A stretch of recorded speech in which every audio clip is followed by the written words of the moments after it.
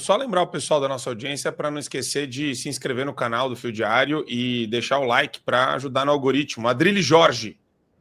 Deputado, muito bom dia. Eu queria mais ou menos continuar na pergunta da nossa colega. A gente sabe que as lideranças da direita, inclusive o PL, teriam firmado, pelo menos soube-se, né, um acordo para a eleição do Hugo Mota e do próprio Alcolumbre. A gente percebe hoje, a gente levou muita cacetada, inclusive aqui no Fio Diário, por criticar e ser um pouco desconfiado desse acordo. Ou seja, não houve acordo nenhum, foi um acordo completamente espúrio. Ou seja, e hoje, perdão, o PL faz parte da mesa da Câmara e da mesa do Senado.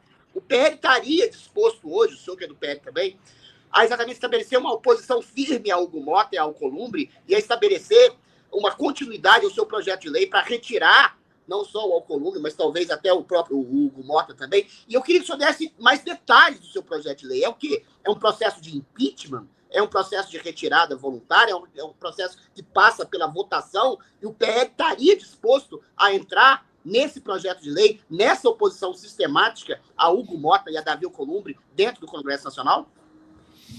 Perfeito. Olha, bem, com relação a entrar contra Hugo Mota e Alcolumbre, a maior parte dos parlamentares do partido no qual eu estou é favorável, sim. É maior parte. Então, há uma minoria de deputados que estão vinculados ao governo do PL. É uma minoria. E fazem parte aí de um legado histórico do PL. Os novos deputados que entraram, esses que têm mais contato com a mídia social, esses, quase que avassaladoramente, são bem contra esse posicionamento do Mota atual, bem contra a questão do Alcolumbre. No entanto, como foram orientados pelo partido a dar apoio, eles respeitaram o partido, respeitaram qual foi o direcionamento. Agora, esse apoio, durante as discussões prévias de ter tido esse apoio, praticamente todos eles, e havia um acordo meio que discutido, só que não foi implementado. Um acordo interno do PL que só daria apoio uma vez que o Mota viesse a público com compromisso público com relação à anistia, relação à questão de decisões monocráticas do STF, também de proteção das prerrogativas parlamentares e também respeito às comissões. Eu tenho sido muito crítico aí que é a questão de comissão, porque nós estamos vendo, mais uma vez, como a liderança da Câmara dribla as comissões. Ele não precisa mais respeitar o trâmite das comissões para lançar um projeto a plenário. Vai para a urgência, chama um relator de plenário e ali vai direto à votação sem ninguém ter lido. E um projeto que não passou em comissão, que certamente seria rejeitado na comissão. Então, eles têm feito isso para driblar a nossa maioria, porque nós somos o maior partido, temos a maior presença nas comissões, proporcionalmente, nem precisamos necessariamente da presidência, mas nos garantiria aí uma rejeição de vários projetos. E o que acontece? Driblaram isso. Muito bem. Então, esse compromisso público do Mota não foi atingido, porque a nossa liderança até o ano passado, não o Sóstenes, o anterior ao Sóstenes, fechou um acordo sem, assim, praticamente cego, dizendo, olha, tá acertado, a gente vai dar apoio. E depois ficamos assim, poxa vida, então a gente nem sabe se teve um apoiamento baseado num acordo, ou foi o quê? Aquelas pautas que a gente tinha levantado em reunião interna foram colocadas para o Mota, ele já está compromissado com isso? Ou foi só um apoio de supetão, assim, para ser o primeiro? Como é que ficou? Ficou muito cinzento essa questão. É por isso que agora, quando o Mota se mostrou contra a anistia, se posicionou contra a anistia, que não quer pautar e tudo mais, o Alcolumbre também já deu sinais que nem quer fazer impeachment de ministro do STF, já se demovendo de suas funções de senador. A oposição, especificamente o Sóstenes, levantou essa bandeira porque ele se expôs politicamente, assim como vários deputados se expuseram em defesa do voto do Mota. E é uma traição aberta, praticamente aí escancarada. Né? Então eles estão liderando agora uma situação de impasse. Eu não vejo a gente abrindo esse impasse, porque a maioria dos deputados, incluso o Sóstenes e os demais que estão na liderança, o Zucco, que está na oposição, Carolina Detoni, todos eles têm uma visibilidade nas redes sociais bem intensa. Então eles não podem trair a sua opinião pública, porque é exatamente isso que o garante na sua posição agora de parlamentar. Então, eu não vejo nenhum arredando pé nesse sentido, tá? Não vejo a gente andando para trás e passando um pano, dizendo, olha, arranjamos aqui uma situação que talvez seja uma saída. Certamente que as lideranças do Centrão, entendendo que o Centrão também tem a perder com esse posicionamento contra a anistia, ou ter dado apoio ao Mota, eles também estão querendo ver uma saída honrosa, né? Porque da maneira que o Mota está se colocando, fazer, ó, não vou pautar isso de jeito nenhum, então tá bom, qual é a saída? Vamos prender gente inocente? Vamos encarcerar pessoas que fizeram crimes banais de vandalismo como se fosse crime hediondo? Não tem cabimento. Então, eu acho que a discussão está indo para esse lado, o que também eu acho que seria um subterfúgio aí, uma fuga do que seria um compromisso que a opinião pública espera da liderança, não só do Mota, mas também do Alcolumbre.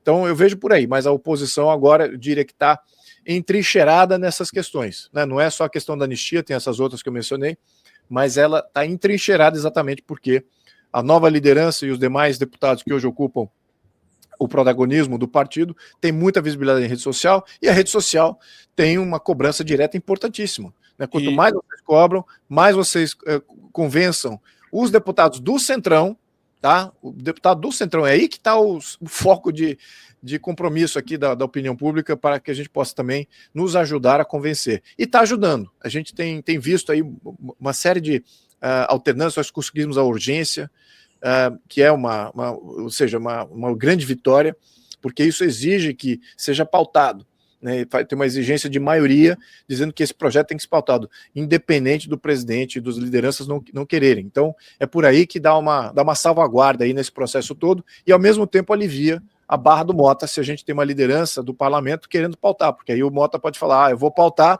porque a maioria quer que veja isso pautado. Então, pronto. Então, a gente já tem que... E, deputado, tem um ponto aqui, só trazido pelo Kleber Sanches, que mandou um superchat. Eu queria trazer. Salve, Dom Luiz, como anda o entendimento dos parlamentares sobre a necessidade apontada por ti sobre a reforma do judiciário? E eu só vou complementar para ouvir o deputado a respeito disso, que eu falava e falo isso direto nas redes. Eu estava debatendo ontem com o engenheiro Léo no Redcast, Gustavo Machado no Inteligência Limitada. A gente tem um problema inédito.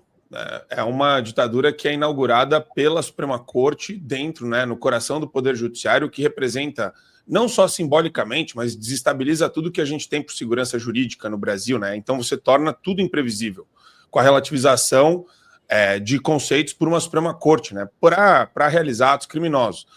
E então a gente tem a lei do abuso de autoridade, a gente tem regimento interno do Senado, a gente tem o próprio regimento interno do Supremo Tribunal Federal, a lei de impedimento, né, o de crime de responsabilidade. A gente tem uma série de legislações e de PECs, ou de uma grande PEC reformista, que são necessárias. E eu vou aproveitar e encapsular isso na pergunta do Kleber. A oposição está ciente e debate com o vigor necessário internamente a importância dessa reforma? Olha, como é que funciona o parlamento? Infelizmente, o parlamento ele funciona de acordo com o que está dominando a opinião pública. Se não tem um domínio expressivo da opinião pública sobre um ou dois temas, ele acaba sendo dominado por questões internas. Então, o que está dominando hoje a pauta? A questão da anistia é o tema dominante.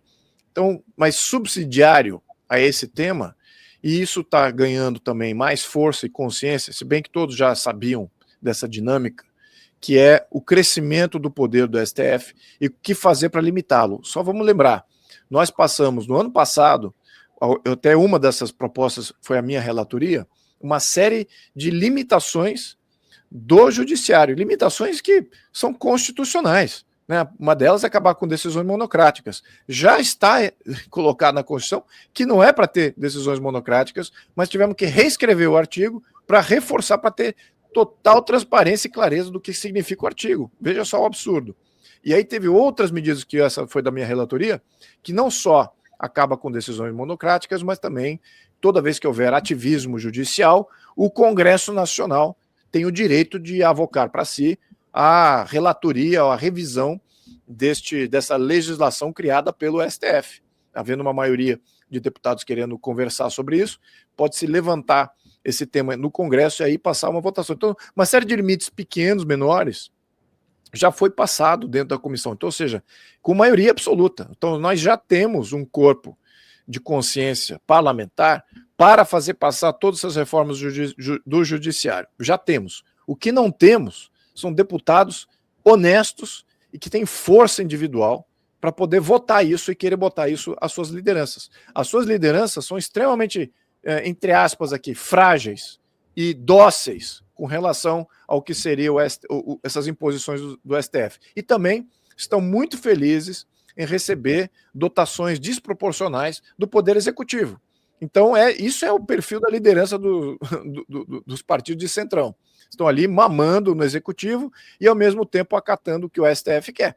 Precisamos de deputados com mais força individual para fazer exatamente esse transbordo. Já temos isso mesmo dentro dessa atual legislatura, mas não temos ainda essa situação de impasse com relação ao judiciário, tal qual existe como a questão da anistia. A questão da anistia está praticamente trancando pauta, ou seja, não se movimenta nada se não tratar a questão da anistia. Já temos maioria, já definimos, já tínhamos acordo que foi violado, fomos traídos, ok. Agora temos que botar isso em pauta de qualquer jeito. Perfeito. E o próprio Mota acho que está querendo ver isso. Como é que como é que vem a questão do judiciário? Uma vez passada essa questão da anistia, o rescaldo disso será essa questão de reavaliar como é que o STF está agindo, e acho que isso já temos maioria também para isso, mas vamos precisar de novo, mais uma vez, muito apoio popular. Deputado, uma última questão rapidinho, que nosso tempo é curto. Existe agora um projeto, ventila-se um projeto do Alcolumbre, em consonância com o Mota, para reduzir penas em acordo com o STF, que seria uma espécie de contraponto à anistia. Vocês aceitam isso? O PL aceita isso? Mar, posso só complementar a pergunta? Pode, claro. Dentro dessa pergunta do Adrilles, a mídia diz que esse acordo entre o Alcolumbre, o Hugo Mota e o STF, mas dentro dessa pergunta do Adrilles, que esse acordo é tratado junto com o STF, etc. Isso na Câmara dos Deputados, isso é tratado de forma aberta ou é uma coisa nebulosa? Assim, essas tratativas, essas conversas? Só isso daqui para ilustrar. Põe o print 11 aqui rapidamente. O print 11 que eu coloquei. Ministros do STF deram aval a avanço de projeto que esvazia a PL da anistia. Ô Luiz, deputado Luiz Felipe, isso daqui, cara, assim, eu não tenho nem palavras para isso daqui. Isso daqui é uma aberração. Isso daqui é uma aberração. É a desmoralização total do Congresso Nacional se for acordado esse tipo de coisa. O fato de ter uma manchete dessas já é uma aberração. O Congresso está fechado. Só funciona na tocada do Supremo. Na tocada. E quem toca o Supremo? Tem essa também, né? É Barroso, Gilmar, Alexandre, que é o sicário lá, o xerifão sicário bandido. Assim, tem. É uma quadrilha que toca o Congresso. Presidentes do Congresso agindo contra o Congresso a favor do poder tirânico do Supremo, que esses condenaram de maneira inclemente todas essas pessoas inocentes. Mas, enfim, a palavra é sua, deputado. Não, mas a leitura é exatamente essa, e todos têm essa leitura, que poucos têm a resiliência para ir a público e reafirmar exatamente isso que está sendo ecoado na sociedade, nos jornalistas, por vocês aqui nesse canal, é exatamente isso. Tá? E eles têm plena consciência, a maioria dos deputados tem plena consciência disso, a outra maioria mente para si próprio e mente para seus constituintes, mas a verdade é que o STF hoje, ele é o pequeno comitê, né? É o Parlamento Supremo, que existe no modelo comunista. Eu já apontei isso em várias das minhas apresentações, o modelo já está se aproximando ao modelo chinês, em que um pequeno comitê define todas as leis que vão ser aprovadas no ano, define como executar, quem vai executar, quando e como, e só precisa do parlamento para fazer um aval meio que simbólico do que eles já aprovaram. Então, estamos caminhando para isso, já temos isso de facto, estamos caminhando para isso de jura, tá? Aí realmente é sinalização de fechamento completo aí do Congresso Nacional e da relevância do Legislativo nesse sentido. Então, a gente tem uma disputa aqui, uma guerra, vamos dizer aqui, interna, constitucional, de revisão de tudo isso. Como é que você vai fazer uma guerra constitucional quando você tem, primeiro, parlamentares que não validam isso publicamente. Segundo, que validam internamente, mas são acovardados de colocarem isso a público, deixando isso exclusivamente interna corporis, e deixando só alguns expoentes, eu, um outro, talvez, falando sobre esse tema publicamente. Então nós temos, de fato, um problema constitucional gravíssimo, porque a Constituição é que define exatamente quais são os freios e contrapesos e quais são os limites. E as instituições que vão executar esses limites e freios. Sim. Então nós não temos essa clareza e transparência, então nós temos a falência, efetivamente, do que foi o modelo constitucional de 88, já simplesmente já se encerrou. Hoje a gente está vivendo exatamente as interpretações das interpretações, e isso, o que está acontecendo com a questão da anistia? A gente vê como sendo o fulcro dessa discussão. Toda a discussão de acordo não é na luz do parlamento, não é na luz do regimento, não é na luz das instituições. É sim dentro de uma conversa fisiológica entre pessoas que se conhecem fora do sistema político. Veja o absurdo. Então, você tem aí uma total, praticamente, prática já não constitucional de como tratar as coisas que vão ser votadas e quem vai votar e quando, e como que vai ser a saída desse impasse.